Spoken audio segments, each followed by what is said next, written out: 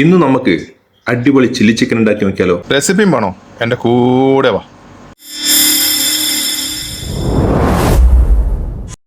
ഒരു ബൗളിലേക്ക് ചിക്കൻ എടുത്തിട്ട് അതിൽ ഉപ്പ്, കോൺഫ്ലോർ, ഒരു എഗ്ഗ്, ഒരു ജിഞ്ചർ ഗാർലിക് പേസ്റ്റ് ഇതിലെടുത്ത് നല്ലോണം മിക്സ് ചെയ്യാം.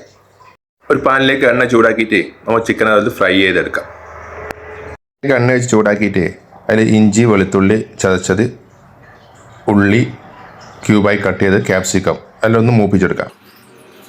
അതിലേക്ക് കുറച്ച് chilli paste, black pepper, vinegar, tomato ketchup നമുക്ക് ചേർത്ത് കൊടുക്കണം.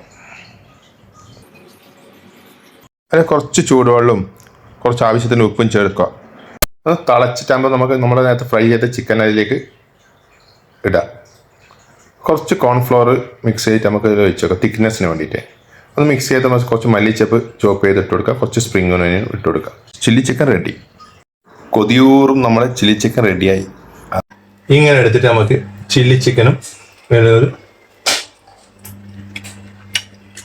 Very nice. You can try.